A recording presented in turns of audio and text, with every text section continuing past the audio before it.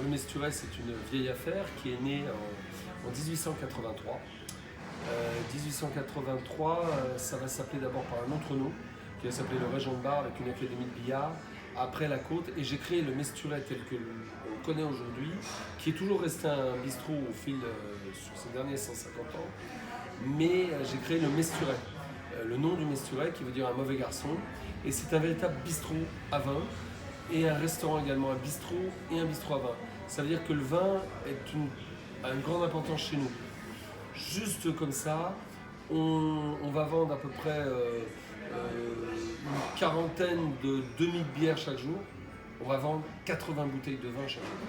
Voilà. 40 demi par jour, 80 bouteilles de vin. Alors l'aération est toujours, quel que soit le vin, un facteur clé. Pourquoi?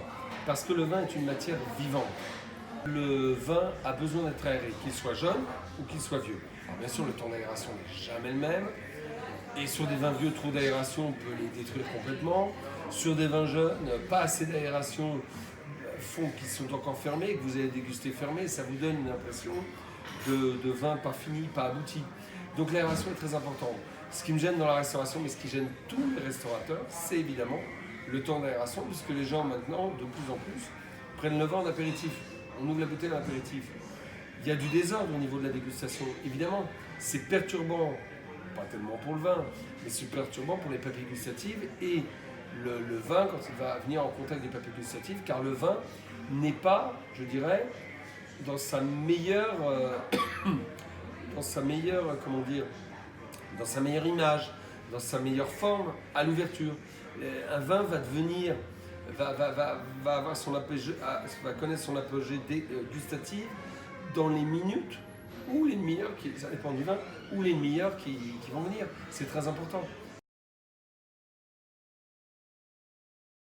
Donc ça, ce procédé est intéressant parce qu'il permet d'activer effectivement ce système d'aération et d'amener ce vin, à l'apogée, que ce soit un vin petit vin ou un grand vin. Moi, je le conseille évidemment à tous les sommeliers dans les restaurants gastronomiques parce que c'est vraiment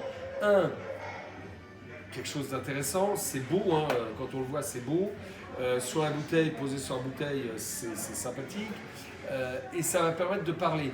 Et donc, si vous voulez, dans un bistrot où on parle, on n'a pas toujours le temps de parler. Par contre, dans un restaurant gastronomique, évidemment, le sommelier, au lieu de parler des cépages, du producteur, tout ça, bon, il y a un autre discours. Donc, je pense que Aven apporte aux sommeliers du monde entier un nouveau discours.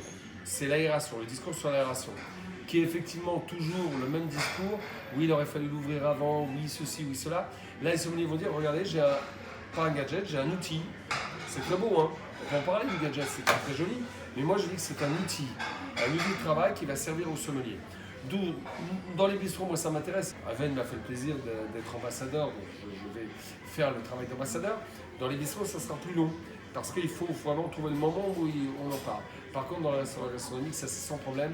C'est un outil important et je dirais nécessaire, et qui va apporter au sommelier un discours supplémentaire. Il va pouvoir ajouter quelque chose à son discours.